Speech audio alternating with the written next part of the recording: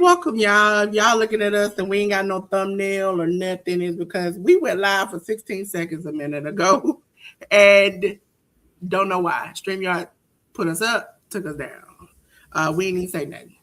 But ladies and gentlemen, this is the Hit the Ropes podcast with your girl, Delores, just the pink girl in my pink world, here on every social platform with my good brother, J News. J News, do you got anything to tell the good people? Good morning, good afternoon, and good evening. We're back at our regular 1 p.m. Eastern scheduled standard time here for the Hit the Ropes podcast. You'll have to excuse me. I'm battling a little bit of a cold today. So if I sound a little nasally to y'all, that's why. And if I end up coughing and getting dry throat and all that jazz, that's the reason why as well. But it's been a heavy week in wrestling news. We're doing something a little different today. And we'll be doing that. We'll be doing that going forward to add a little bit more to the podcast and things of that nature outside of just the reviews and previews. So hopefully you guys hang along with us. And let's get the show on the road. Yes, ladies and gentlemen, we're going to be doing hot topics over here because you know what, you hear us talk about it, but you don't quite see or understand what we're doing. So this time we're going to get a little visual with it. So, ladies and gentlemen, let's get over to the Hit the Ropes Hot Topic studio. Look at it. Look at the wonderfulness of our new studio. J News got his own chair. I got my own chair. Listen, I literally got a Powerade bottle sitting on my desk and it mirrored it on the desk. So, ladies and gentlemen, welcome to the Hit the Ropes podcast news desk studio. Where we're going to start off with the first slide will be WWE releases. Listen, they released a lot of people. Okay. And we're going to go over some of the names of these people. Nikki Cross, Abel Fire, Zoe Stark, Joe Gacy, Uncle Howdy, which is Bo Dallas, Andre Chase, Dexter Loomis, Eric Rowan, Dante Chen, Aleister Black, his wife Zelina Vega, Apollo Crews, Chris Sabin, Alex Shelley, which is the Motor City Machine Guns, Tyson DuPont, Tariq Igwe, Chris Island, Tyra May Steele, Serena Linton, Trill London, Malik Blade, and Luca Cristofino. J News, what do you feel about these people getting released? Also have to add in there Kairi Sane and Santos Escobar. Yes. I had them on there. I don't know why I skipped on it. Yeah, it's fine. It's all good. The only thing I would have to say about this is that obviously this is unfortunate, right? We all, for those of us who watch wrestling or who've been watching wrestling long enough, we understand that at this time during the year, post-WrestleMania, releases always come. And it seems to be that Black Friday seems to be the Friday right after WrestleMania. And what happened here this past week was that the release information and news cycle started right before SmackDown aired. And I thought that was just inconsiderate isn't the word. And I understand that corporations and companies go through this, for accounting purposes and leveling their books and all that jazz. And, it's still sad to see anyone lose their job. It's still sad to see anyone without work, especially in this economy in the year of 2026. And for these 23, count them, 23 talents from the WWE, no longer employed by the WWE. For those of them who had main roster contracts, they have that 91-day period as to which they continue to get paid, and their contracts eventually expire after that 91-day period. For those particular talents, that 91 days, I'll push it a day forward, would be July 24th. for folks who are paying attention and wanting to count the days, that would be July 24th. So July 24th can be the day that any of those main roster release talents can sign with another television wrestling company and make their return to the indies. As for the talents who were signed to like LFG or NXT, they have 31 days as from now. So look out for them by the end of the month of May if you're fans of them. But yeah, like I said, I just feel bad at the end of the day. Don't necessarily ever want to see anybody lose their job outside of, just in general, regardless if it's wrestling or not. And a lot of talented folks on this list. And there's been a lot of discussion about a lot of these folks online via the socials and things of that nature, and where they could possibly go.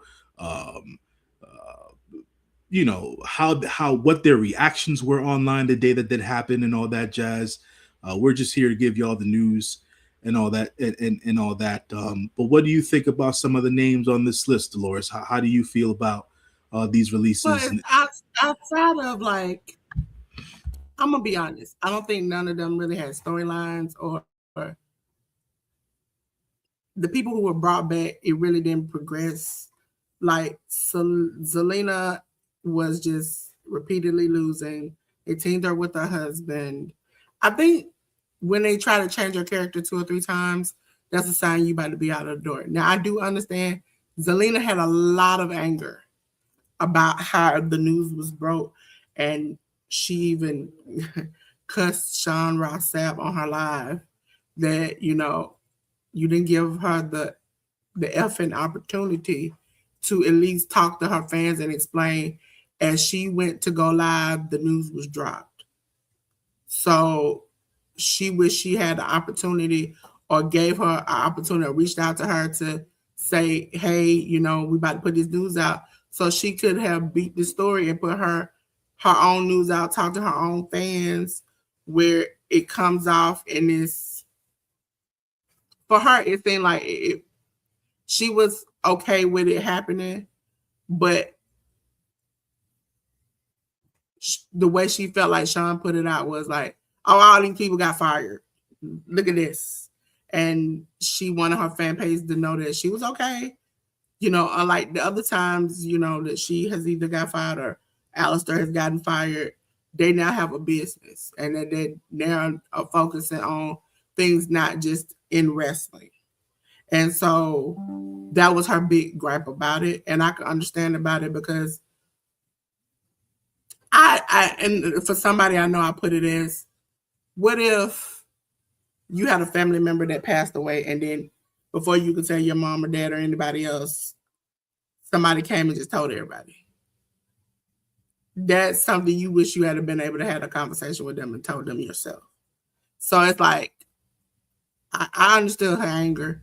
I think she should have been mad at Sean? He was just doing his job. He does it to everybody. I mean, you didn't get mad when he did it to you before, or your husband before. So I just think that you wanted to kind of break the news, kind of, put your business out there, so that people can come and, reach out to you, can, talk to you, can do business with you. I understand that aspect of it, but everybody else, to be honest with you, I think on the list, if I was a business person, I would have fired them. They're not really making me no money. I can't really use them in nothing. I'm not. Kyrie saying the Kabuki Warriors thing, her character was, she was just scared of Oscar, and she didn't have a backbone. So she just, yeah. And it's like, then they tried to give her a talking role. I think Monday was the last shot for her to kind of impress them, and they didn't even take it. The machine guns, I wish they were the machine guns of old. Could be WWE booking, could be that they're just getting older, and it's not the same. And so those type of characters, I can look at this list and not be shocked by nobody who got fired. Normal time is always 1 or 2 people that you like, really? You gonna fire them? This time it's more like the Y6. What are they doing? Initially, it was, you know, when we had the death, it was they were capitalizing off of that and trying to keep the momentum going. But the momentum has died down. We don't really care about the characters no more. So what's the purpose of them? So I'm not shocked that these people got released. The only person I'm truly sad for is maybe Kyrie and Tyra May still, because she really was interested in this. She really wanted this. Like, she was very, very interested in this. But when you think about her character and how she comes off, even outside of interviews, I've seen her outside of interviews or talking on podcasts, she doesn't come off real. She comes off like, and from what I understand, that's just how she is. It's more like, it's like, you walk around like this 24 hours a day, this is annoying. And so I kind of was off on her after I've seen her on a couple of podcasts. She had leading up to that big match. And then after a couple of the podcasts I've seen her on since then, it's like, I understand WWE, you have to sell yourself inside and outside of the ring. And when given the opportunity, you're not selling yourself outside of the ring. What can we use you for? How can we make money with you? Your character's not connecting. You're not connecting as a person. Even as Charlotte, people hate her in the ring. They hate her ring style. But when you see her outside of the ring, sometimes you can connect to her that way. Either you can connect to her in the ring or out of the ring. Cody's the same way. It's just these people just don't have it. Don't mean they're not going to have it anywhere else. You might not just be a good fit for WWE. And to the ones that have repeatedly been fired, this should be a sign for you to never come back. That's all I feel about it. Let's see J News over there. J News, we're gonna get on. About the releases. Are we complete and whole about the releases? Yeah, no, I just wanted to mention certain long-standing acts that have been with the WWE for almost a decade that got released on this list, like Nikki Cross and Apollo Crews. They've been with the company for a long period of time. Even Alba Fire, aka Kaylee Ray, she's been with the company for a good 8 to 9 years at this point. Yeah. Since, because I believe she was in the first Mae Young Classic, and it's been a long time since then. Mm-hmm. So I just wanted to point those particular acts out because they've had such a long period of time with WWE, and I'm sure it's like I was intimating before. I'm sure everybody on this list is going to land on their feet if they want to stay with professional wrestling, if they want to stick to professional wrestling. I think a lot of the time we hear these individuals' responses to their releases, and they're always talking about their next chapters and things of that nature, not necessarily knowing what these next chapters are going to be or how they're going to look like. You've got about another 90 days to figure that out. There's blueprints now. There's guides now as to how to go about remaking yourself or reinvigorating yourself as a wrestling talent, if that's what you want to stick with. You can always speak or have contact with people like a Cody Rhodes, with people like a Matt Cardona, who did it for about 5 years, people who are on the indies now, like a Karrion Kross or a Shotzi Blackheart. If any of these folks have contact with them, they can get some real thoughtful advice from those talents. If they want to, like I said, if they want to stick with professional wrestling. So I'm sure a lot of these acts will land on their feet.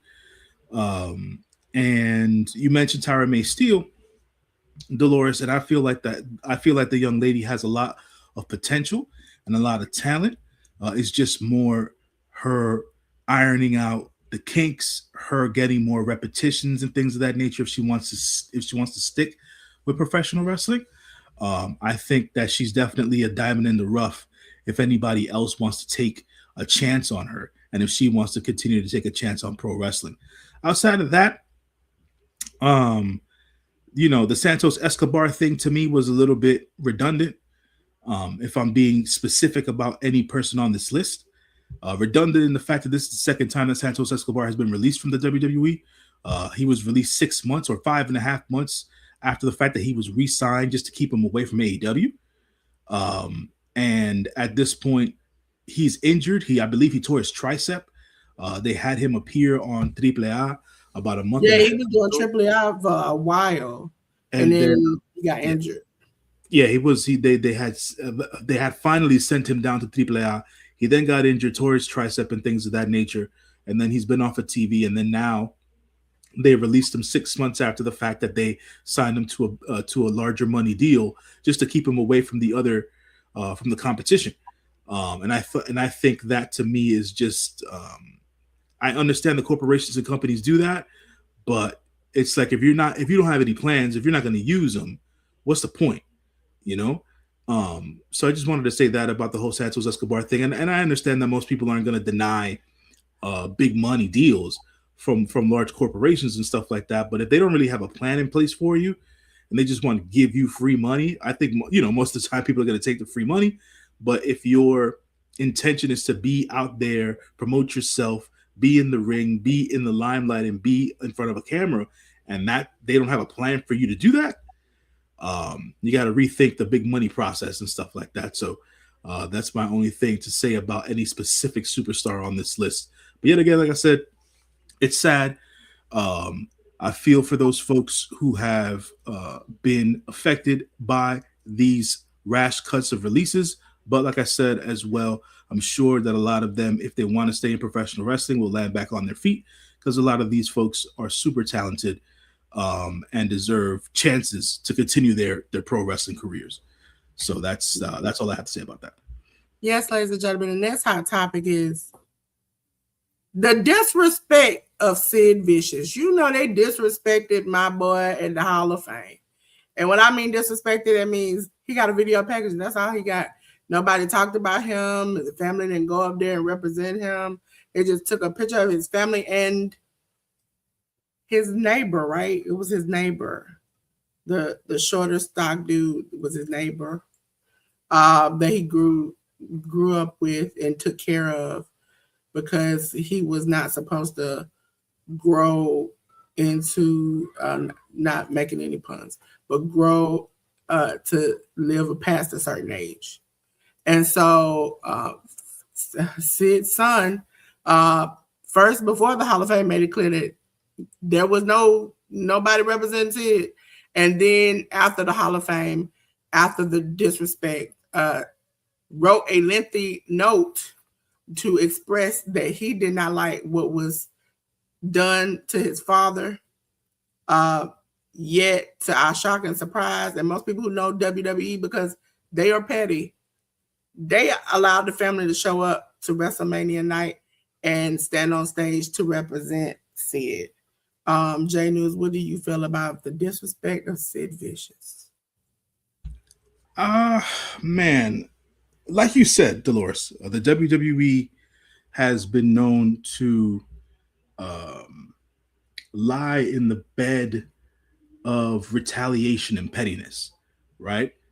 Over the years, when Sid was alive, and he went on podcasts and had interviews and things of that nature, he never necessarily had the best things to say about the WWE.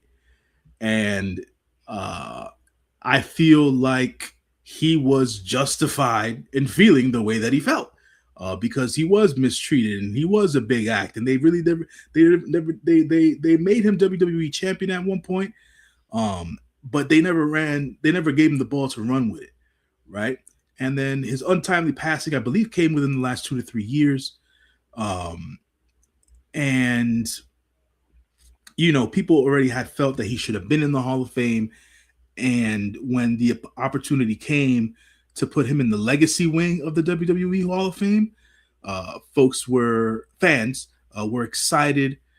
I was excited because I was a big Psycho Sid fan as a kid. Psycho Sid, Sid Justice, Sid Vicious, whatever you want to call him, Sid Yulee. And I thought, finally they did the right thing by him, and I felt that they were going to have one of his sons, either his younger son or his oldest son, get up on stage and do a little quick speech, just for representation. But they didn't even do that, and that's where what Delores said, the disrespect came from, and how the sons were treated, how the family was treated, and all that jazz. To me, is just, yeah, it's insensitive. It's disrespectful. It's a lot of different things, man. And this is what happens when you don't necessarily have a connection to anybody in that company, right? Or anybody to back you up over there. And that's sad, because I believe that Sid deserved better, better treatment, better aligned respect across the board. And for the WWE, that wasn't it. So that's all I really have to say about that. As far as his son knew before he came there that this was going to happen. So he notified everybody that they picked nobody to induct him. It was going to be a video package. So on that part, you knew what you were getting into, yet you walked into it and was upset at how it goes. And for those who are saying, oh, he wrote I'm going to read you the exact letter. Thank you to everyone for all the love and support you showed our family. It means the world. And I appreciate every single person who has had my dad's back. Last night, so-called Hall of Fame induction for my father, Sid Udi, Psycho Sid Vicious, was straight up disappointing and disrespectful as hell. I'm glad my dad was big enough to put himself over even in death, because WWE damn sure wouldn't. I didn't see one single ad from my dad, from him here in Vegas. The Hall of Fame gift shop had zero merch for my dad, not a damn thing. But they were loaded with all the Dennis Rodman crap you could want. If it felt like they swept him under the rug like a footnote, rushing to get him out of the way. Maybe if he had waited another 20 years until all those jealous, insecure ex-colleagues were gone, one of those could never match his athletic ability, his looks, or his unbreakable will power to them. No, he would have finally gotten in the induction he deserved. Still, I'm trying to stay positive for my son's sake. I wanted to bring him here, and he doesn't know they did his grandpa dirty. He just got to see his hero honored. The moment with my boy made it worth it. And at least we walked away with the Hall of Fame ring. I'm adding pictures of it because there's something solid we can actually hold on to for the rest of this. Felt like a slap in the face. Rest in power, Dad, the master ruler of the world, got his flowers, even if WWE tried to shortchange him one last time. They were all jealous. Congratulations to Bad News Brown and Sid Vicious and Demolition. That's his statement to them. As far as you knew your dad was not getting an induction, so why is it now a slap in the face? When you agreed to it and they asked you, were you showing up, and you said, okay. That's the part what gets me. So you knew this was happening. And also, you said there was disrespect because there was no merch. There was no advertisement, no nothing. Those are things that needed to be addressed or signed up before you got there. Because, am I right, whoever owns Sid Vicious'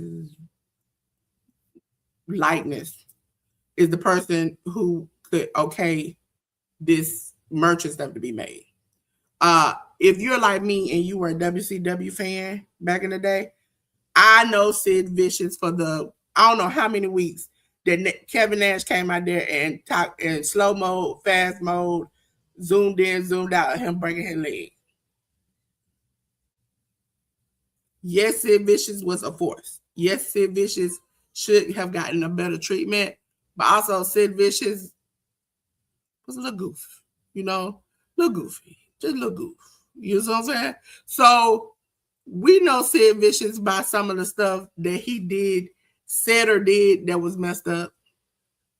not necessarily in his heyday, because his heyday came before we, as most generations of my wrestlers, saw him. My mom probably remember him as Sid Vicious, the person. I remember him as the power bomb, and he broke his leg, and I had to watch that. They made fun of Sid Vicious in WCW. They made fun of him. It wasn't just WWE making fun of him. They made fun of him. So what did you want? Because I know WWE, they're petty. What do you want? Do you want Kevin Nash to come out there, introduce Sid Vicious, and do the slow-mo clip of him breaking his leg again? That's the petty version they could have gave you. They could have gave you the petty version. But instead, they gave you a package. They didn't have to do anything. They could have just been doing like they've been doing, ignoring him. There are 99 other people they could have caught to it. You agreed to show up. You knew what it was. First of all, I'm going to be honest. We're going to have to be honest with each other. How many people going to buy Sid Vicious merch? Is it going to sell out the building? Or is people going to buy Dennis Rodman merch? Because you know him from basketball. He's been around Michael Jordan. He's done crazy things. He's been on TV for meeting Kim Jong-un. Come on now. Who do you think they're going to buy merch of? They're not going to make 1 million Sid Vicious shirts and signs and stuff, and nobody's going to buy it. And they probably did the research on the stuff that's already out there to be sold, and it's not selling. We really have to be. We really have to be. That red and yellow man is dead and has done horrific stuff, said horrific stuff. And people are still buying his merch. And guess what? He gets a documentary. He gets more merchandise. He gets video games, different things like that, because he's making the money. Sid is not making the money. And then if you go back and you research Sid and all these interviews and him kicking WWE's back in, would I sell it? Would I sell it? That's my thing about it. I want people nowadays to be more realistic. If I'm a business person and Sid Vicious, no matter how good of a wrestler he was, is not going to make me money, why am I going to be there? They advertised him on Monday night, Tuesdays, SmackDown commercials that Sid was being inducted in the Hall of Fame. Everybody. Bad News Brown, which I know of, but I didn't know of like that. I knew he was going to be inducted. Everybody knew everybody was going to be inducted. What do you want to do? You want Sid to have his own video package? What do you want us to do? And at that point, it's like, to know that you notified media that there was nobody to induct him, there won't be no induction. You showed up. They didn't ask you to come up on stage. They told you to sit in the crowd. They would come and videotape you. And then you wait till after all that's done, you get the ring, and then you say, disrespecting my father. But then the company is so jealous, so hate. He put this statement out after the Hall of Fame. So jealous, so hate. They hate him so bad. But you showed up the next 2 nights for WrestleMania. That's why I don't understand it. If I don't like somebody, I feel somebody that did my mom or my brother or somebody wrong, you won't see me laughing and kicking and hanging out with you backstage. And that was a Triple H shot, pretty much. So at what point do we have to accept that, yes, you might have been hurt. I'm sorry that they didn't treat your father the way you felt, or even other people felt like he should have been treated, but you accepted it. And you kept going back for it. So you must have been okay with it. If you like, okay, when they say, hey, you like, oh, well, I want to pick such and such to be inducted. And they said, well, we're not doing an induction for your father. We're just doing a video package. That's the moment you should have said, this is disrespectful to my father and his legacy. I won't be showing up. But you showed up. You had the experience with your child. You kept showing up for night 1 and 2 of WrestleMania, to stand out there to wave, to have a good time. You understood what it was. Why I get mad when it happens. That's all I got to say about it. But on to the next topic, which is not fun, it's sad, is that Really, is these fans going too far? Because we had the CM Punk incident, which you see, and CM Punk wife was reportedly accosted in the hotel lobby. And as you see, which is mixed reports, Bailey was like consoling her, and CM Punk slapped the phone out of the man's hand. Now, this is the point where I feel like, you know what you did. And the fan puts out the footage of him harassing her. This also comes after Damian Priest had to get involved when a fan harassed a female talent and he had to get her away.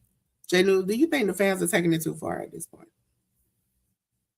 Fans been taking it too far. If I'm being completely honest with you, I go to conventions on a yearly basis, and just looking at the way that certain people act in comparison to others is like, I'm not sure where the entitlement comes from. I'm not sure why people feel the need to do or act this way or behave this way. I'm not sure what it is that people want from wrestlers outside of just interactions and photos. Like, there's always, and I feel this about just things in life in general. There's a time and there's a place for everything. If I'm going to quote Jade Cargill, she made a very good point during the week. They have meet and greets and signings that they do, that they're contracted to do. Meet the superstars there. Stop accosting and harassing and surrounding talents at their hotels, at the airports, at the gym, at the freaking Dunkin' Donuts, at the Buc-ee's, wherever you see them out in life, outside of a freaking signing. Don't approach these people, because they're just as normal and want to have their normal, everyday, day-to-day lives that you want to have. They're not always going to be prepared to sign a piece of paper or sign a photo or take a photo with you, because it's not the time and the place for them to do that. Because some of them will ask you, just be respectful. Just like, if you see me with my family, don't walk up on me. But some of them don't mind you asking. It's just don't run up with your phone and like, look at you. Right. Like I said, it's the entitlement thing of it. It's people not understanding the environment that they're in. Yes, ask permission is key, right? Consent is key, right? That doesn't that word consent is getting a lot of you people locked up.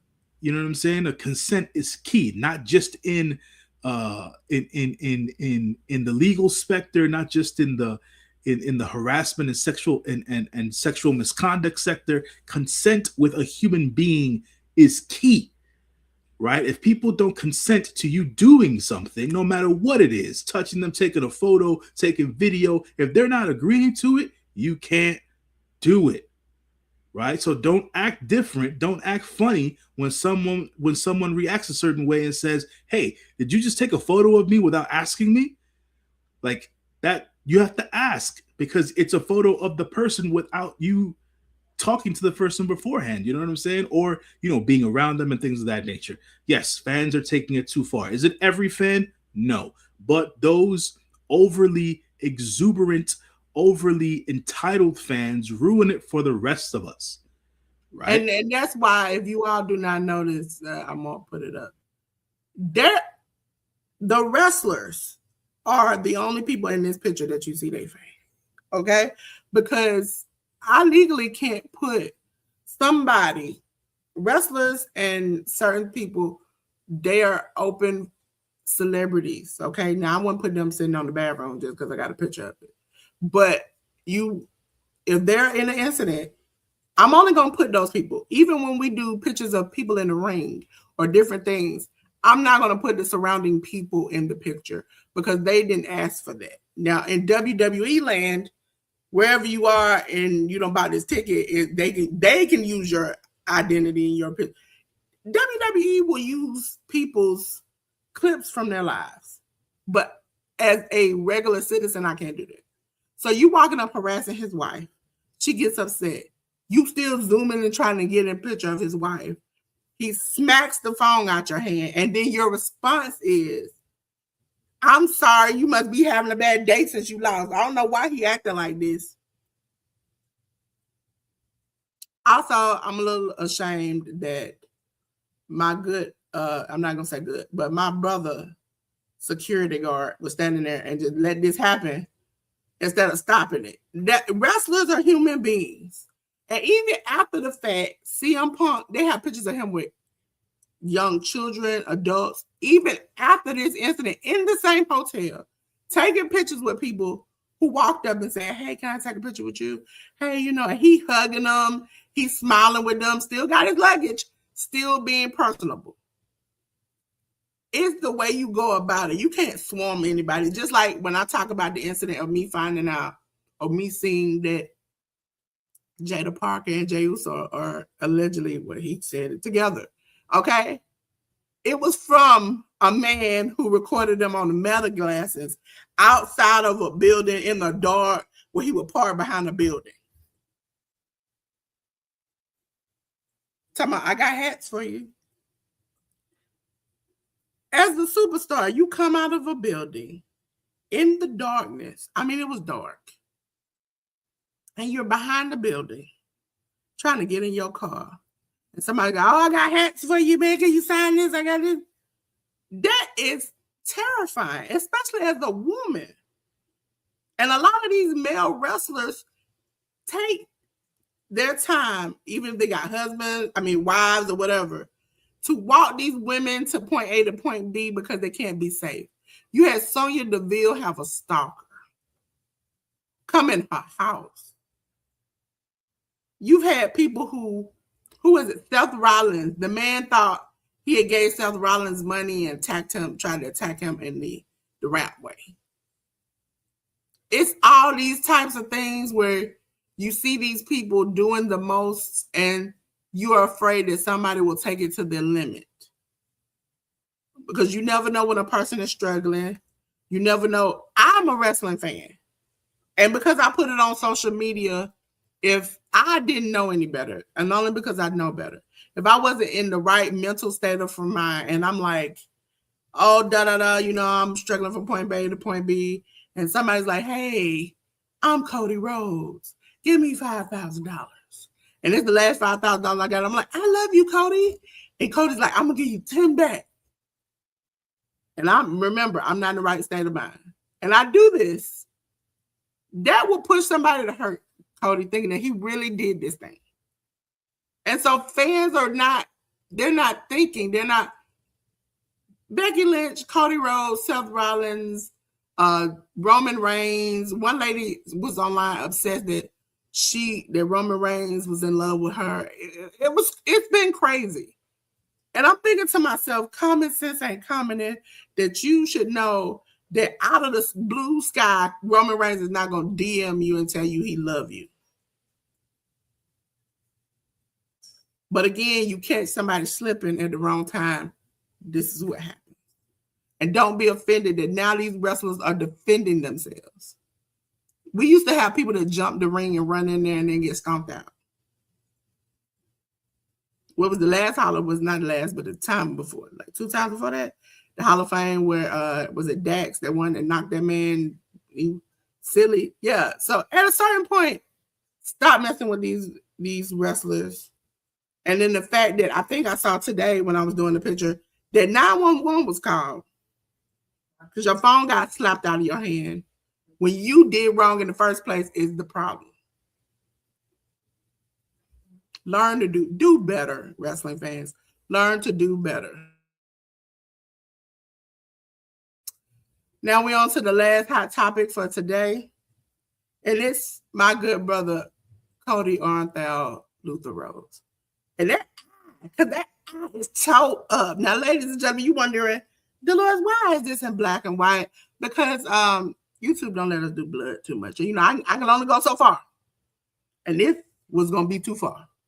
So as you say in the first part, next to the title Cody's eye, it's Randy knocking him so hard he went black and white. And then you see how his eye looked immediately after. Man can barely see a peep of a peep.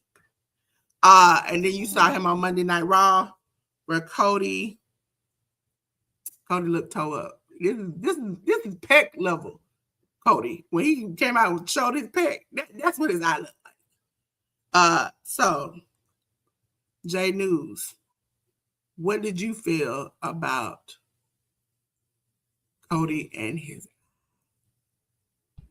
I mean, for all intents and purposes, I feel like this was an accident, because when I was watching the show, at least from my vantage point, from my perspective, I felt like Randy, it felt like, or at least not felt it, I visualized it when visualizing the footage. It seemed like Randy pulled the kick, but obviously Cody's face doesn't show that. So he didn't pull that at all. Cody's eye and the socket and everything else in between got all swollen and bruised up and bloodied and all that. I think they took, like, you know how you have the scarring? I think they took cut the scarring, like the thick scarring, off so he could open his eye. Because if you notice, I think the night before Monday Night Raw, he took a picture, it's online, of him and some fans, and it's a whole black piece over his eye. But you can kind of see where it's outlined, where they opened it so he could see. And it's like, Cody, I would just skip Monday Night Raw. It wasn't that serious. And him and Cody and CM Punk, first of all, the fact that they referenced the phone slap, that's why they're back to back as Hot Topics, was hilarious, because he's like, I thought you were been a little bit more upset from what I saw. And then you got CM Punk look at him in the eye like, dang, your eyes toe up. It is toe up. Like they had an eventful 24 hours, the both of them, and they somehow put it together to have this little face off. But Cody, stop doing this. Stop doing it. It's like Cody was looking. I think the mistake when you look back at the video, Cody was looking at the foot coming, and he thought he could turn his head quick enough to get his eye out of the way where he just get kicked on the side of the face, and he didn't turn quick enough, and that boot caught him right in the eye. And that's what the picture you see there, where he's just like, he is immediately like, good God, and he's turning his head away, but the punt was gone. And somebody said, I waited since 2020, so 6 years, for him to punt somebody in the head. And that's going to be banned again. Cody, you just had to mess it up. You just had to mess it up for me. So. It could have been worse for him. Unfortunately, he was able to, his bruising and swelling and things of that nature.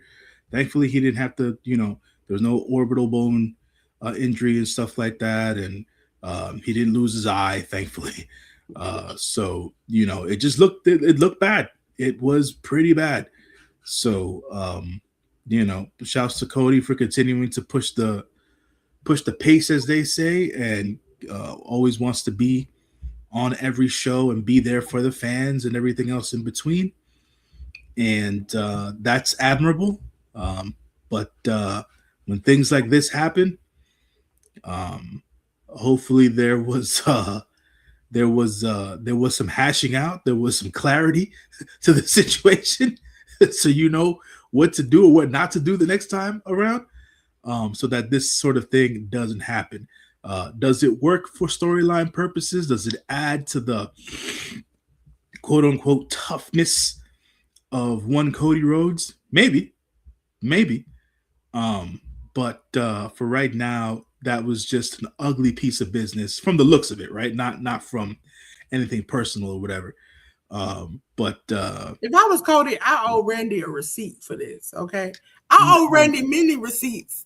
Even that receipt from when he tells that story about Randy pulling the toilet away from the wall, and then when they had a meeting, Cody is seeing him rip it away from the wall, And then they had this meeting, and Cody doesn't say anything. He was like, well, I saw Cody in there. I saw Cody rip the toilet away. And Cody was like, sir, that was not me. That was you. And he was like, I saw him. And I think Cody needs to learn from this. And Cody's like, I'm getting in trouble full time for something I saw you do. And Randy chuckles, and I'm thinking to myself, Randy, you led Cody in a pathway where this man was not right. Also, WrestleMania, I'm this not gonna reflect J News, and J News shouldn't say anything after I say this. As a female, Cody, you did too much with them statues that you had of your outfits. Okay, the lower half, you made it very visible for everybody to see. And I was looking at like, Cody, listen, I don't know you like that, but you didn't have to do them statues like that. It could have just been a regular statue with your clothes on, but you had to make the extremities at the bottom very big. Okay, didn't need that.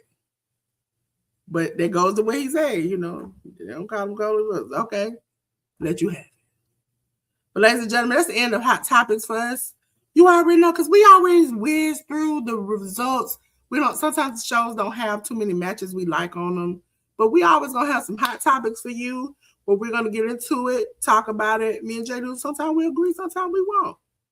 But you'll let us know in the comments what you think about these certain hot topics. Okay, ladies and gentlemen, let's go. Podcast. Well, we're over here, ladies and gentlemen, me and J News, we're going to go all the way to the back. Bye. And we're going to start off with a review. Ladies and gentlemen, we're going starting with WWE as a company. We're going to start off with Monday Night Raw, episode 1717 on the 20th on Netflix. We saw the last match for Kairi Sane, and but we saw Io Sky and Rhea Ripley defeat the Kabuki Warriors of Asuka and Kairi Sane. Ethan Page made his debut on Raw, defeating Javon Evans. We had a non-title match where Liv Morgan defeated Sol Ruka, and we had Finn Balor defeating JD McDonough. What did you think about this, J News? From storyline standpoint, this was the last Rio match we'll be seeing for a while. Rhea Ripley will be going over to SmackDown to be the women's world champion over there and defend her belt against the women's division over there. Kairi Sane is staying on Raw from a storyline perspective. Like you said, Ethan Page made his main roster debut on Raw, and so did Sol Ruka. We'll talk about Sol in a minute when we talk about NXT. But Sol Ruka is also going to be on Raw going forward. And the only thing that I remember from an interaction standpoint that happened on Raw was that they teased another or something in the future between Rhea Ripley and Liv Morgan. And Rhea Ripley's words were that she's looking forward to that head-to-head interaction with Liv Morgan sometime down the road. Outside of that, everything else was pretty solid for Raw after Mania. Bunch of NXT call-ups that were made between Raw and SmackDown. So yeah, that was Raw. Yes, ladies and gentlemen, J News is going to come back to the back with me. And then now we're going over to NXT, ladies and gentlemen. NXT was on the next night on the 21st. It was episode 834 on the CW. It was Revenge Week 2. We had WWE NXT North American title match where Miles Bourne defeated Deion Lennox. We had Keanu Carver. I was over here choking. Keanu Carver defeat Joe Hendry by referee's decision. For the WWE Speed Title Tournament final match, we had Lexis King defeating EK Prosper to win the championship.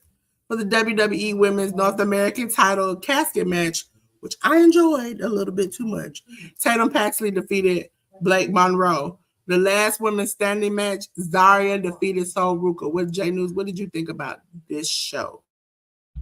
The last two women's matches were the matches of the night. Um, Sol Ruka took a pretty nasty bump to end the night. Threw some tables there. The back of her, or the top of her head, towards the back of her head, scraped another table. She ended up having to get some staples in her head because she opened up a gash. She did. Fortunately, she did not have to go through concussion protocol. She was okay outside of getting the staples in her head. But I feel like Zarya and Sol Ruka did the damn thing, and they finally were able to close that particular chapter in their feud there on NXT. Now Sol Ruka will be on Raw full time, as Zarya will probably be one of the lead ladies on NXT going forward. Tater beating Blake Monroe in the casket match made all the sense in the world, because it just seemed like Blake Monroe was they what they call in wrestling, Blake Monroe's booking was more or less 50-50 booking. Half the time she loses, half the time she wins. She's really more there for her character work than anything else. If you like that, if you like Blake Monroe's character, then more power to you. Continue to be a fan and everything else in between. I haven't really gravitated towards what she's been doing on NXT. So, you know, she's now Blake Monroe. That is, when we talk about SmackDown, you'll understand Blake Monroe's going to be going to SmackDown full time. This is her last match on NXT, I believe, as she will be going to SmackDown full time. And yeah, the rest of the show was more or less just there, really. So yeah, that was NXT for me. Yep, I would agree. I just enjoyed the last two matches overall, and some of the promos and backstage stuff. Felt like it was just a lot.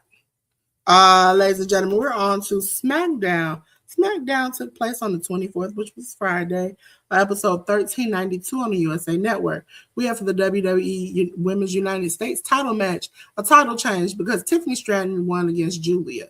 We have for the WWE Women's Tag Team title match, Brie Bella and Paige versus Alexa Bliss and Charlotte Flair, and in a no contest. We have for the WWE Tag Team title match, Damian Priest and R-Truth defeated the MFTs of JC Mateo and Tonga.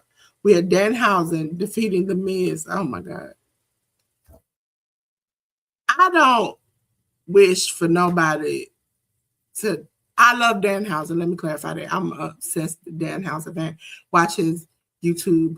Has been on his Twitch. I love Danhausen, but I don't think Danhausen fits in mainstream wrestling stuff. If he does serious wrestling like R-Truth, but he's a jokester, yes, but he's a joke, and then the wrestling comes after him. That's the problem. We had a non-title match where Rhea Ripley defeated JC Jane by DQ. We had Jacob Fatu defeating Sola Sokoa. Jay, did you see this, and what did you think about it? So SmackDown started with Tiffany Stratton defeating Julia. The WWE has not been able to do much to increase Julia's profile. They attempted to make her Women's United States Champion 2 times, and they haven't really booked her into a prominent position in the mid card. I'm not necessarily sure if that has to do what that has to do with, to be quite honest. So Tiffany Stratton here becoming the United States Women's Champion is fine. Tiffy's one of their younger girls who has a very strong fan base, and I guess that in the WWE marketing machine has already made her into a star of a certain profile above of Julia. So she's putting a mini the belt, Charlotte. well, yeah, yes and no, but you know they love a good blonde-haired, well-endowed woman. I guess. Think about most of the most popular women that sold merch, even back in the day. They were mostly blonde-haired or well endowed, or both. Stable. Even at a certain time, China became that way because she was well endowed. She was a blonde. Lita, Trish Stratus, Mm-hmm. Stacy Keebler. No, I understand your point. I just, Tiffy is, she's very athletic. Her wrestling is good, to great at times when she wants to be on and whatnot. I just feel like the WWE hasn't known what to do with Julia, so that's my point there. The women's tag division right now, they've got to figure that out as to how or where they're going to go with it. Damian Priest and R-Truth are still the tag team champions. The MFTs are still around. There's still a thing, which to me is like I don't even know what to do with that right now. I feel like they've neutered freaking Jeff Cobb and Tamatanga and Tangaloa and freaking Hikuleo, but it is what it is. You getting a paycheck, right? I guess you just do what you you think Jacob will eventually get help, or there will be someone added to the team? The only reason why I ask is, and I've been telling people, there was a point where Jacob came to WWE and his former partner Zilla was nowhere to be found socially. Recently, they've been doing more like Zilla mentions him more, and then they had a video where they worked out together. And they were hanging out and having fun. And I was looking and I was like, normally that doesn't happen unless, because WWE is very, strict about the certain things that normally doesn't happen unless there's some kind of thing that's about to happen between the two of them, as far as either a storyline or even like, because Zilla mentioned a lot of the time in the video, I got your bag, he's like a brother to me. And I kept thinking to myself, like, will Zilla ever have somebody, or will this person turn against him? Or because they work well together as a tag team. I just don't know if WWE is ready to pull the trigger. Yeah, I'm not sure, but I think Zilla's still a little bit of a ways away from joining the WWE. That's just my personal perspective. That has nothing to do with the hard work and dedication that that Zilla's been putting in on the Indies. But I don't think he's anywhere near getting to the WWE as of right now. As for Jacob's going to continue to be a solo act amongst the ranks of his cousins and on either on the MFT side or the Bloodline side. He stands out on his own. I don't think that Jacob should be joining anybody's faction anytime soon. They've done well to break him away from that, and I feel like the WWE should continue that, and Jacob should continue that. I disagree with you about Danhausen, Dolores. I think Danhausen fits the WWE product quite well, and he does his comedy bits, and he doesn't really wrestle as much. He's really there to sell merch and do his comedy bits, and his style or what it is that he does for professional wrestling works perfectly with the WWE. He's in the right place because AEW was not going to use him in the way that the WWE has just in the last 5 weeks. I probably because I've met Danhausen on Indies as a wrestler who just had a comedy bit. That now that he's doing comedy and wrestling is just a secondhand thing. It's like that's why the frustration comes from me, because I've seen him as a true wrestler who just happened to be funny to now he's just funny and happens to be a wrestler. That's a total change. That's the way the WWE is going to lean at the end of the day, which is why I've always been frustrated with the way they've always booked Ron Killings. But at the end of the day, Ron's Ron, and he gets respect for what it is that he does. So, but Ron, for a long period of time, R-Truth is championship material, and not just because he's funny, but because Ron's one of the best, and they just never profiled him that way. But as for Danhausen, that's not his profile. At the end of the day, his profile is being funny dude first, wrestler second. and selling merch. So that's the way Danhausen is going to make his money, and that's fine. As for Rhea Ripley defeating JC Jane, we see more NXT call-ups this episode of SmackDown. The entire faction of Fatal Influence is now on SmackDown. That's JC Jane, Fallon Henley, and Lainey Reed. They're on SmackDown going forward. They had video montages for Ricky Starks coming to SmackDown, for Mariah May, or should I say Blake Monroe coming to SmackDown. So that is a thing going forward for those NXT talents that will be full-time on SmackDown. And yeah, it seems like Jacob's having all-out war against all the other Bloodline members and the MFTs. So he's still at war with Solo and the MFTs, and then he's vying for the World Heavyweight Championship, as he's now gonna go to war against Roman Reigns and the Usos at the end of the day. So I think his promo on, was it Monday, was very like, you could feel why you want to get behind him. He's like, well, I got kids to feed and I got things to do. And then, but I also, WWE, for the sake of all gods, please stop using his jail time as a storyline. Like, you keep throwing this up in this man's face. I know it's fake storyline, but the fact that you all keep mentioning it makes my skin crawl. Because it's like, okay, I understand it. I understand when he says that I come from this struggle and I'm getting better. I understand that. But even Cody mentioning it made my skin crawl. It's the fact that we keep using this as a weapon. You know, with AJ Lee, it was that she was crazy. We can go list to list where they take somebody's real life and turn it into a storyline where somebody jabs them with it. I'm just done with it. Overall, I enjoyed the call-ups. I feel like there are more women call-ups here, but I think the women division, I like it more on SmackDown, especially with Rhea doing it, than I do Monday Night Raw. Monday Night Raw is more like I want to see the men's division a little bit more, women's division on SmackDown. So can't forget Joe Hendry.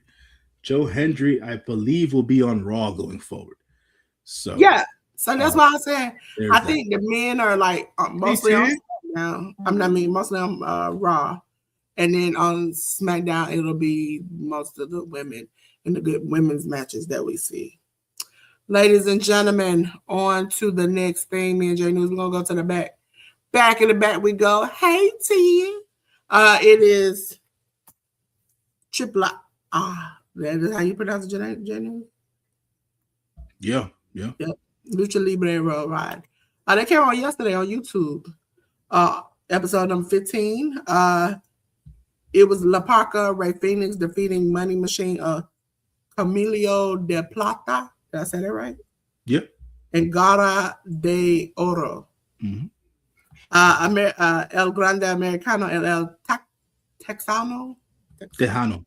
Tejano. Yeah. Defeated El Macias and Mecha Wolf. Non-title match with El Hijo del Dr. Wagner Jr. defeating Laredo Kid. They've been keeping these short. It's mostly like promo backstage stuff. You know, they keep it too short. I like that they keep it short and sweet and let the major shows be the big part of it. Ladies and gentlemen, we're on to AEW All Elite Wrestling, and we're on to Dynamite first. Dynamite episode 342 on the 22nd, TBS, HBO Max. We had Brody King defeating Leo Rush. I like this match. Not as much as I thought I would, but I really like this match. Hikaru Shida defeated Mina Shirakawa. Mark Davis defeating Will Ospreay by referee decision. Samoa Joe defeated Cody Chun. And for the AEW World Title match, Darby Allin defeated Tommaso Ciampa. J News, what did you think about this show overall? Yeah, I thought it was another excellent episode of Dynamite for AEW. They continue to let Leo Rush run with his new persona / gimmick / character. The wrestlers that he's facing are helping him get the new character and persona over, even in losses. Lio Rush has yet to win a match within the new gimmick, but the new gimmick continues to grow and evolve. I think this is not the final version of this gimmick. I feel like there's going to be an evolution to this gimmick for Lio Rush as well. So we'll see as to what happens there. So that's interesting. Brody King with the win here, gets himself his 7th win in a row from a storyline and wins and losses perspective. So that puts him back into title contention. He came out later on in the night to say to have some words with Darby, and I'll get to that when I get to that match. Hikaru Shida versus Mina Shirakawa was an interesting match. It was solid. Wasn't anything to write home about necessarily, but that continues the storyline of Mina Shirakawa not being trustful, or not being trusting, should I say, of Hikaru Shida and her intentions, especially when it comes to Chris Statlander. So there's something brewing there. Hikaru Shida will eventually turn heel, I believe, but I think, just from my own perspective, I also think Chris Statlander will as well, but for different reasons. So we'll see as to how that develops. Mark Davis versus Will Ospreay was a banger match between those two. The referee's decision stoppage, I thought, was a good call for them to do there. When the match was over and the referee had stopped the match, Mark Davis was going to go to continue to beat down Will Ospreay with other members from the Don Callis family. Out came the Death Riders, John Moxley, Marina Shafir,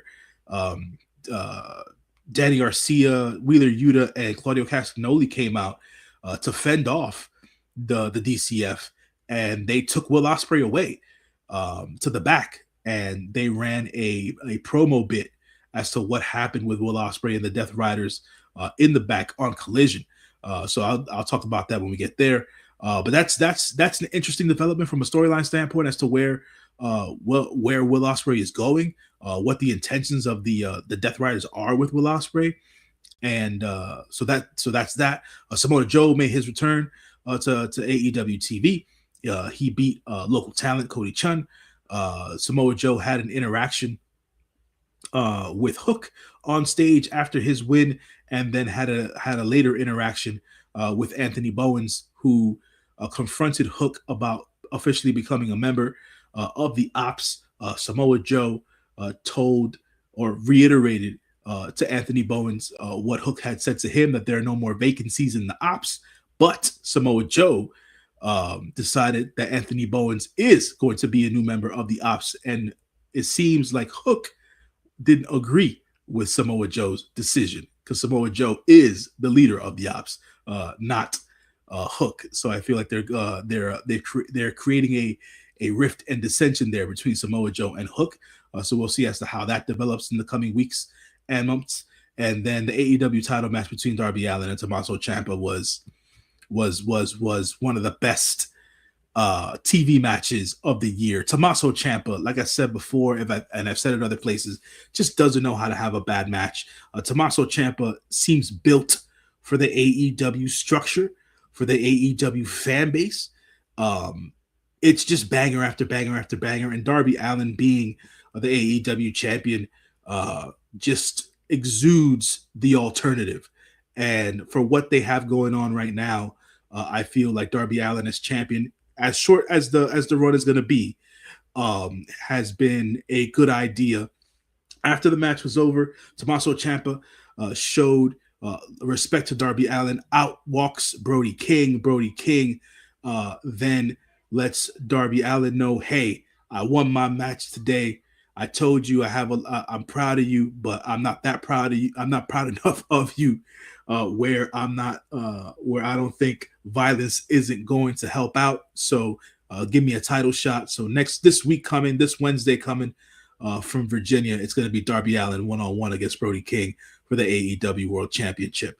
And I wanted to make sure to comment that the opening segment for Dynamite had Kevin Knight and MJF in that segment. Kevin Knight wanted to have a one-on-one matchup with Kevin Knight right then, and Kevin Knight wanted to have a one-on-one matchup with MJF right then and there.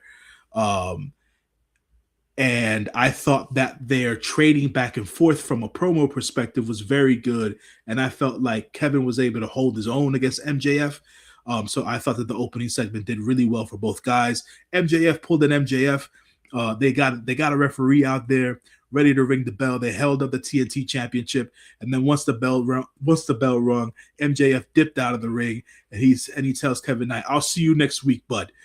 You're not gonna do to me what they did to me with Darby Allin." So this coming Wednesday, we're going to see a match between MJF and Kevin Knight for the TNT Championship.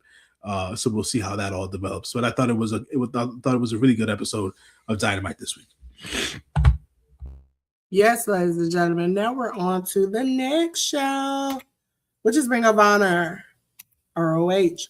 Ring of Honor ROH was episode 163 on the 23rd. You can find it at ROHWrestling.com or the ROH app. We had the premier athletes, Ari Daivari and Story Dadali, Tony Nese, defeat, and Angelica Risk, Brandon Cutler, and Terry Kidd. We had Mark Davis defeat Beef with the MXM TV, which is Johnny TV, and Mansoor and Mason defeat Angel Fashion, Keegan Garland, and the main man Oro. We had a pure rules match where Diamante defeated Rachel Ellery. We had the Spanish Announce Project along with the Colognes. Spanish Project is Angelico and Serpentico.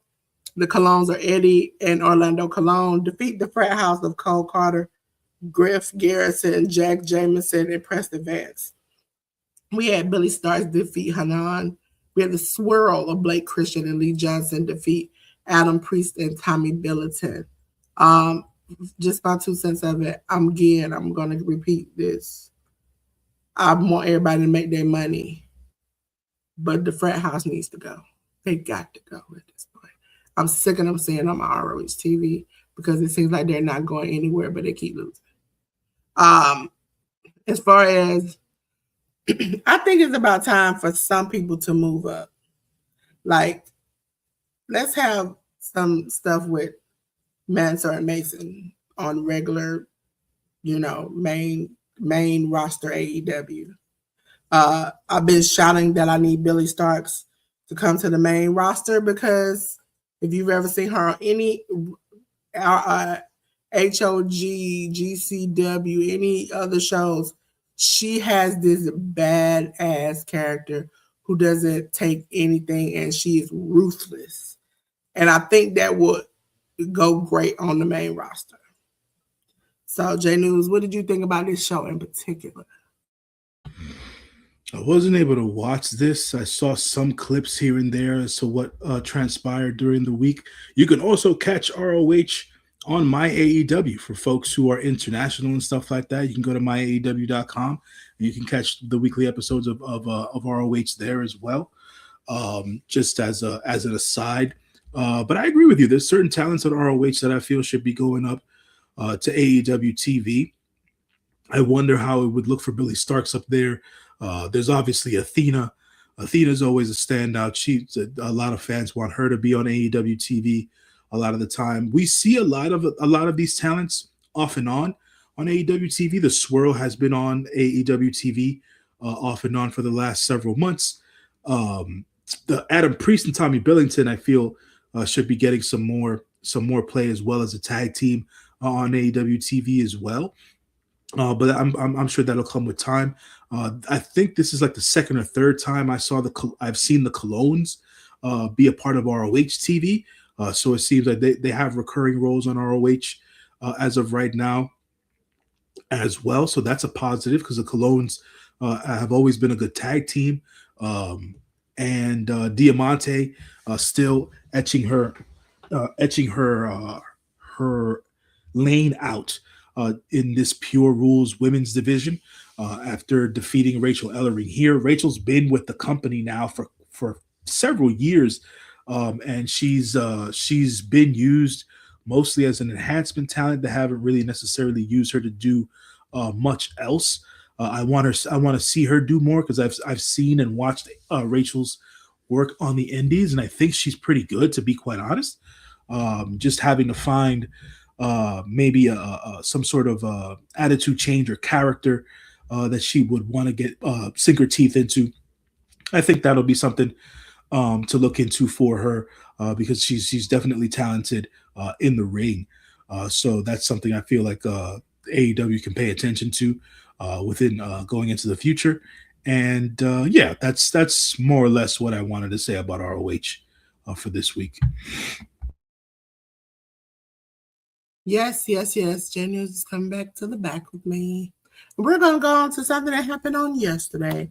Ladies and gentlemen, it's AEW Collision. Ladies and gentlemen, AEW Collision. It was episode 141 on the 25th. It was called, and it was also on TNT, it was called Playoff Palooza 2026. We had the AEW World Trios title match where the conglomeration consisting of Kyle O'Reilly, Urge Cassidy, and Roderick Strong defeated the Don Callis family of Andrade El Idolo, Hechicero, and Lance Archer. We had the Triangle of Madness, which is Sky Blue and Thekla defeating Alex Windsor and Persephone.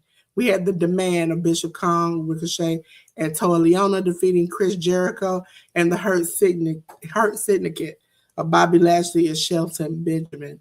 We had the Death Riders, Claudio Castagnoli, Daniel Garcia, Willa Yuta, and the Dogs of Clark Connors and David Finlay defeat the Rascals, Desmond Xavier, Myron Reed, Zachary Wentz, and the Young Bucks of Matt and Nick Jackson. We had Roosh defeat Adam Priest, Chris Statler defeat Becca. We had for the AEW National title match, Jack Perry defeating El Colon. J News, did you see this yesterday? And what did you think? Because I kind of enjoyed a lot of this. Yeah, another solid episode of Collision. As per the storyline aspect of certain things that were going on the show, I mentioned during Dynamite that Will Ospreay was taken out of the ring to the back by the Death Riders. They played the video segment, the video backstage segment, where basically I'm paraphrasing here or summing it up, where Jon Moxley had the Death Riders basically stand on guard and put Will Ospreay in a chair, and Jon Moxley was basically asking Will Ospreay, "What is it that you're looking to do here?" Wanting to understand what Will Ospreay's goal and purpose coming back to AEW is outside of wanting to break Jon Moxley's neck. Like, what are you aiming for? What is it that you want to do? And Jon Moxley went on, I think it was like a good 2.5 minute promo to get to that point. And then they did not hurt Will Ospreay back there. Will Ospreay then shoved away the camera guys who were back there at that time, as it seems like Will Ospreay was going to have like a one-on-one conversation with Jon Moxley. So that's a developing storyline going into the next weeks and coming months on AEW. We shall see as to how that all develops as well. So yeah, I think that's pretty interesting. They had a video package for Willow Nightingale, basically stating that she is the comeback killer. So right now they had Willow off of TV this week, but they cut that particular video package promo for her there. So I feel like AEW is looking for other talents to come in and basically do an open challenge type thing with Willow. If they can't get any of their other ladies to return to AEW TV, the ones who haven't been on AEW TV for more than, I would say, 5 to 6 months at this time. It could be an Anna Jay, it could be a Ruby Soho, it could be a Britt Baker, it could be brand new women's talent as well, unsigned women's talent as well, to come in and face off with Willow Nightingale. And of course, I'd be remiss if I didn't mention Mercedes Moné. Keep a keen eye out as to when Willow shows up on TV again for AEW TV, as to who she will be facing off with next. As for the matches, I thought it was a fun match. For the trios, the AEW trios world title match between the conglomeration and the Don Callis family. The Triangle of Madness of Sky Blue and Thekla, they beat Alex Windsor and Persephone in a hard-hitting affair. I thought Alex Windsor and Persephone looked real good together, to be quite honest. But they gave Jamie Hayter the week off due to they said it in the sense that Jamie Hayter was banged up.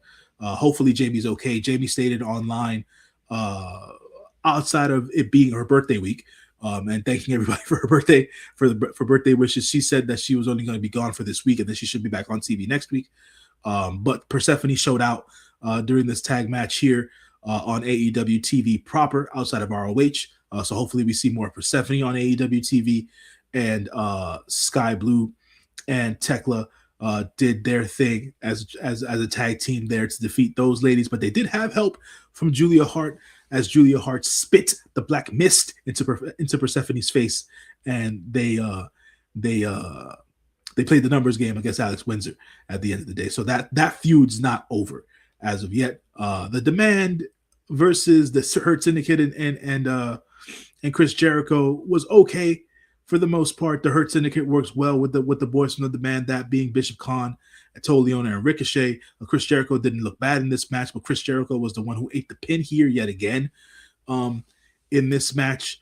So we'll see as to what the Chris Jericho or the Jericho storyline continues to be, as he continues to eat pins since coming back.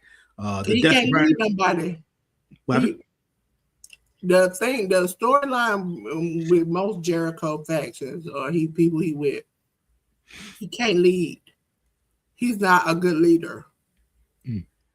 And every time he tries to, I got this, it goes wrong. No, I mean, we'll see. We'll see. I mean, he's not leading a faction in this case. It was just business, quote unquote, with the Hurt Syndicate. So I'm not too sure as to where they're going with the Jericho character right now. But there's some intrigue there now that he's taken 2 losses in a row, and has had Ricochet pin him with his own move. So there's that going down. The Death Riders and the Dogs versus the Rascals and the Young Bucks was a great PWG style tag match. I finally saw the homie Desmond Xavier get out of half speed and wrestle at a good rate and wrestle at a good pace, man. So props to him for doing that. He heard you last week and he was like, I'm gonna show you I can get out of this. Yeah, man. It's like, dude, like it just had to go up a little bit, not even that much. It just doesn't have to be a million miles an hour. But he picked up the pace and he looked good. Myron Reed's incredible. Zachary Wentz hitting shots and doing things. The Young Bucks are at their best right now, man. And it's incredible. This long into their careers, they're looking their best. And the Death Riders were working as well as they could with the Dogs, mind you. Clark Connors, David Finlay looking good as well. So as they continue to unfurl their status in AEW. Roosh defeated Adam Priest in another hard-hitting affair.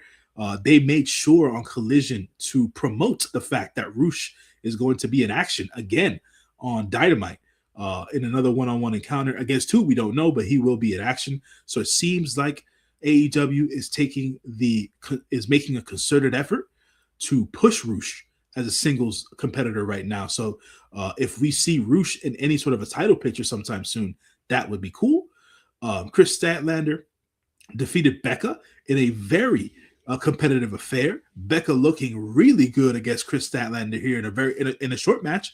Wasn't anything long, but Becca looked really good against Chris Statlander here. Becca being one of the low, I believe Becca was one of the Lodestone girls that has worked with Bailey either in Florida or in Vegas over the week. So Becca taking her training tips and everything else in between to heart, especially here getting a shot on AEW TV. She posted online, did Becca, saying that she wants to run that match back against Chris Statlander, and Chris Statlander said any time. So we might be seeing more of Becca on AEW TV in the next coming weeks and months to see if she can land herself a deal. And then Jack Perry and El Clone had a very fitting matchup, as I want to say. El Clone doing his innovative in-ring stuff. Jack Perry continuing to evolve his babyface, this new babyface version of his character and whatnot. And Jack Perry basically winning by the skin of his teeth. But it was a really, really good match between the two for the national title. They still don't have a lane or an avenue created for Jack Perry and the national title as of yet. But if he just continues to have banger matches, the hope is that creative figures something out for Jack as he continues to be AEW national champion. So yet again, like I said, it was another solid episode of Collision. And the only other promo bit that I want to talk about was FTR opened up the show. They came out to accept the challenge that Adam Copeland put out during Dynamite, which I did mention. Adam Copeland put out a challenge to FTR where he challenged FTR to a New York City street fight at Double or Nothing.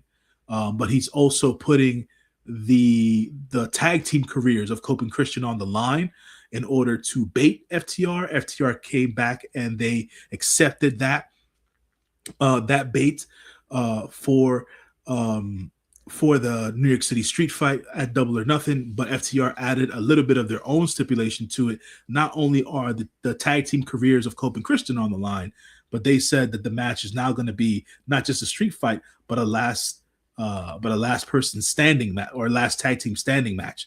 Or no, I'm not last person standing, an I Quit match. Sorry. So it's going to be a street fight I Quit match, just for the levels of embarrassment. So we shall see as to how that turns out for Double or Nothing. But I wanted to mention that just in case anybody wanted to be caught up in what the storylines were on AEW TV going forward. Yes, ladies and gentlemen, we're going to go on to Jay News's absolute not favorite place, TNA. Beginning not be my favorite place either. TNA Impact. It was episode 1136 on the 23rd on AMC. We had Nick Nelman defeating Bear Bronson. We had Dutch defeating Matt Hardy. We had Elena Black defeating Kate Arquette. And we had for the TNA World Title match, Mike Santana defeating Rich Swann. I enjoyed the last match. I could have did without everything else and all the promos and video packages that they had with it. I thought we were going to do better TNA. It seemed like we're going backwards. Jay News, did you see any clips of this? Nah. Okay. I wish I hadn't seen none of this either. But we're going to move on. Ladies and gentlemen, we're going on to Wrestling Revolver. It was on yesterday on Triller TV. It was Revolver Strong, ladies and gentlemen. So you can watch that on Triller TV. Jake Chris defeated Gringo Loco for the Revolver World Tag Team title match. We had Tyler Dye, KJ Reynolds, and Ryan Mathis defeat the Outbreak of Abel Booker and Jackson Crowley to win the championship. We had EC3 defeat Allen Angels. We had the Elimination Games match where the algorithm of Brett Oakley and Joe Alonzo defeated Alpha Sig, which is Dick Myers and KJ Reynolds, along with BDE. It had Crash eliminating Myers and Reynolds, BDE eliminating Crash, and Oakley eliminating BDE. For the Revolver 24/7 title Scrabble match, yes, it's just like the 24th title of the WWE. Big Pound defeated Amangza, his name. Connor Knox, Harley Rock, Jeffrey John, Judge Joe, Dredd, and Troy Parker. Ladies and gentlemen, we saw Rich Swann defeat Damian Chambers. Revolver World title match, Mance Warner won the title by defeating Cruel.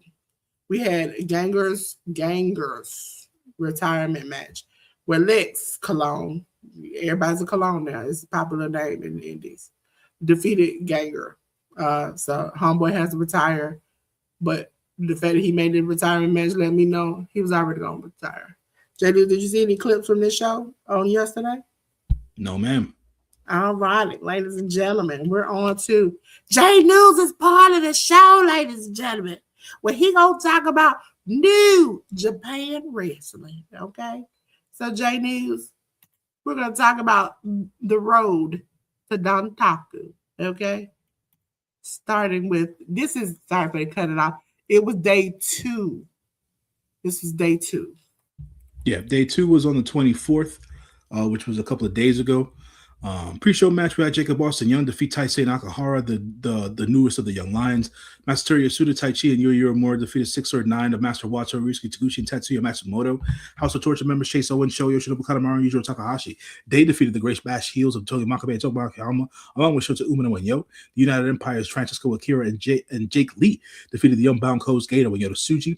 Aaron Wolf, Oleg Bolton, and Toru Yano defeated House of Torture members Dick Togo, Don Fale, and Ren Narita.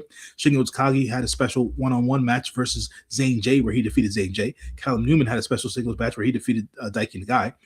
The Unbound Codes Oscar, Robbie X, Taiji Ishimori, and Yuto Ice defeated TMDK's Hartley Jackson, Kosei Fujita, Robbie Eagles, and Ryohei Oiwa. IWGP Tag Team Title number 1 contendership match. We had Bishima of Hiroki Goto and Yoshihashi defeated the United Empire's Great Khan and Hanare.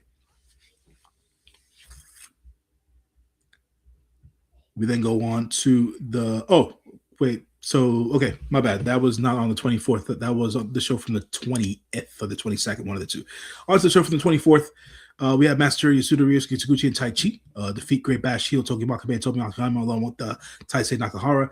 United Empire's Great Khan, Hanare, and Jacob Austin Young defeated Goto Revolutionary Army of Hiroki Goto, Tatsuya Matsumoto, and Yoshihashi. House of Torture members Chase Owens, Dick Togo, Doki Sho, and Yoshinobu Kanemaru defeated. Should I say they defeated? Because this is just the matches.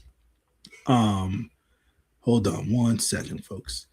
Yeah. Which one are you going? At a double count out one. I'm sorry. That ended the double count out. I'm sorry. I didn't read that correctly. My apologies, folks.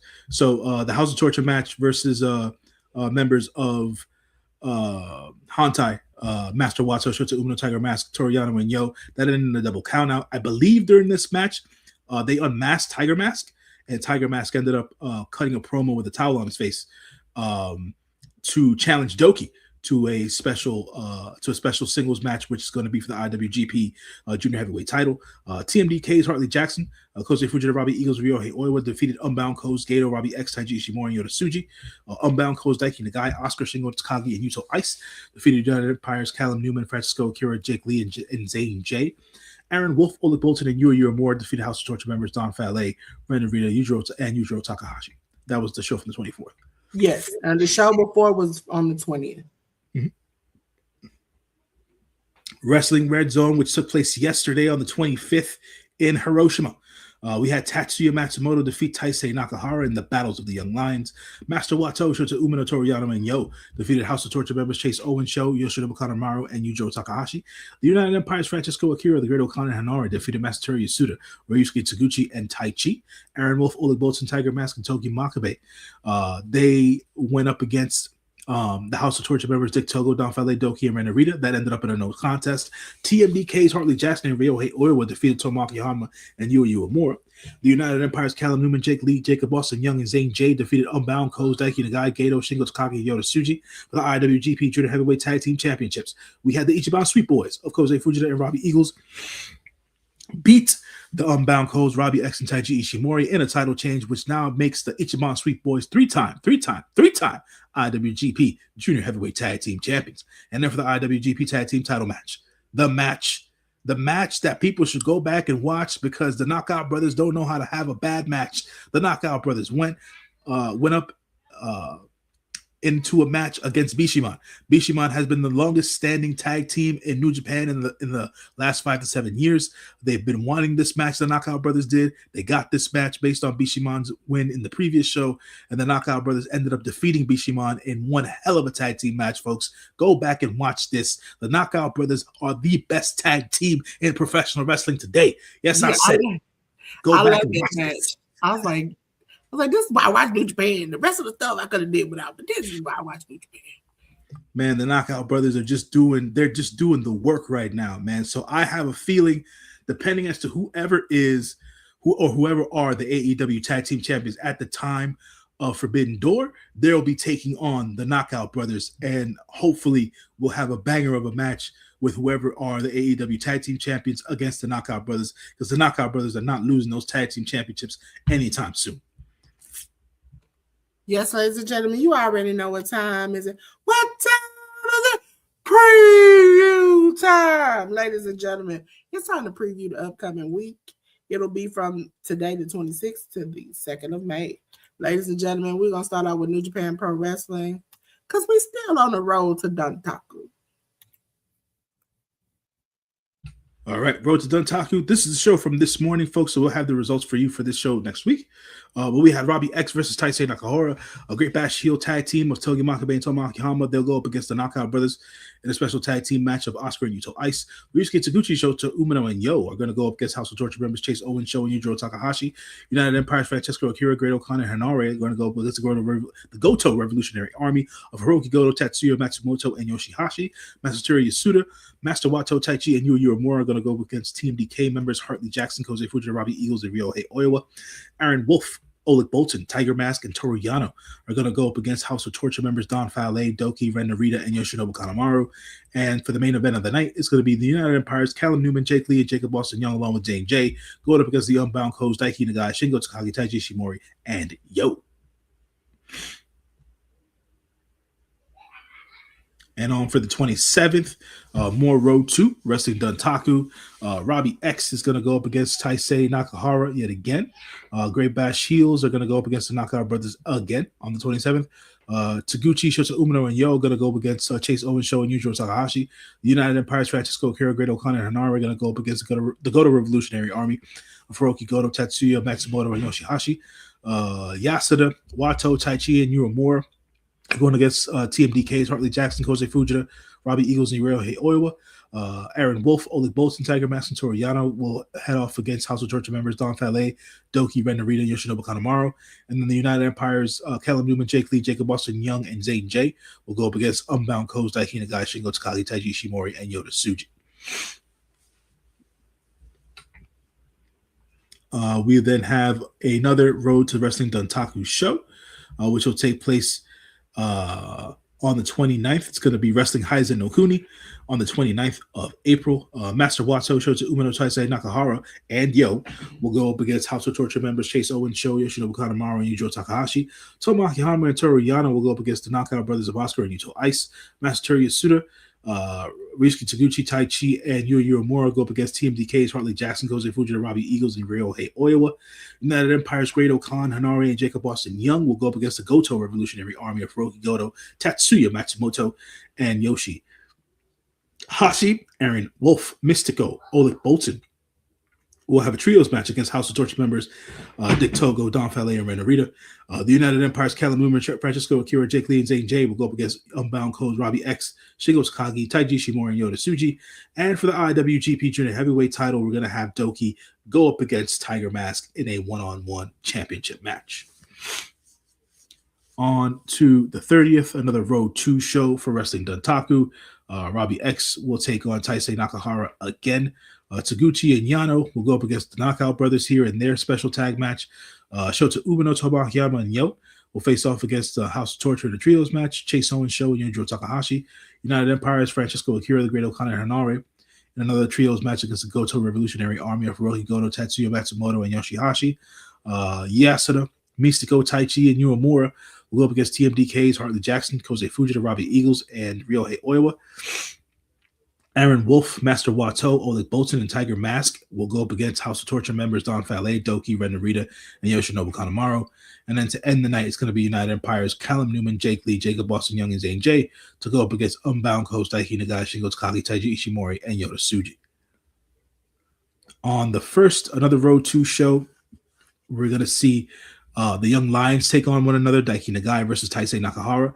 Tomoaki Hama and Toru Yano will go up against the Knockout Brothers.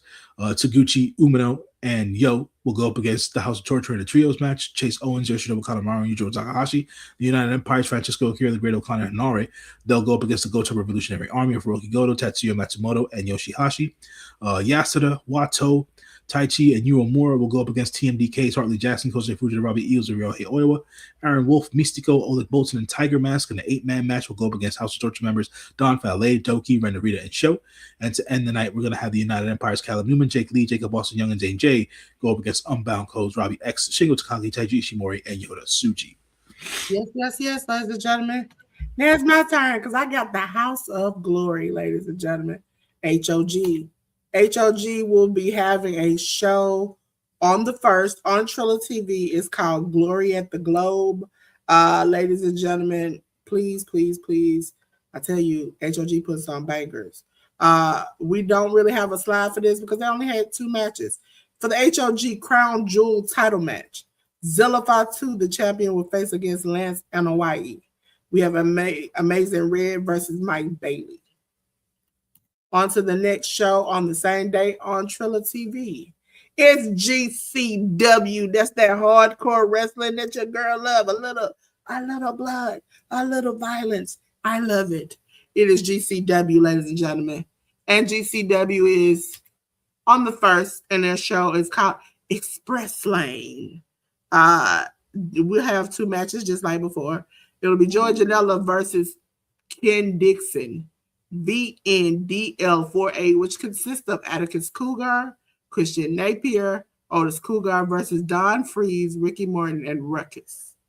Ladies and gentlemen, I might need a little help, okay? I might need a little help.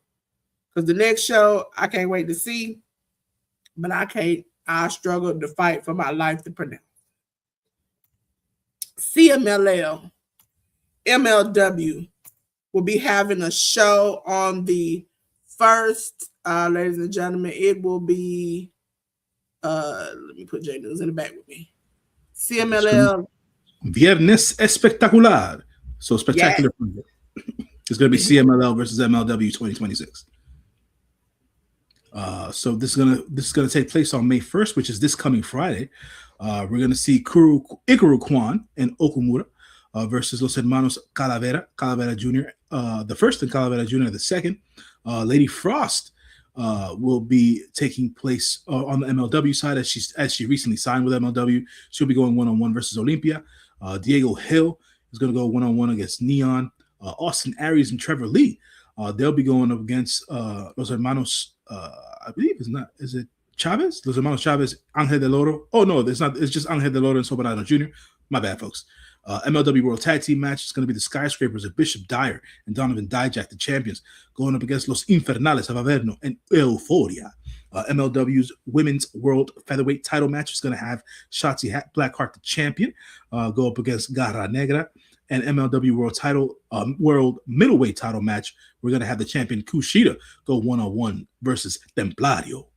Ladies and gentlemen, if you want to experience a new wrestling, see high flyers, you can watch this on YouTube. And I believe it will also be on both channels. So MLW definitely comes on YouTube. It's called Major League Wrestling.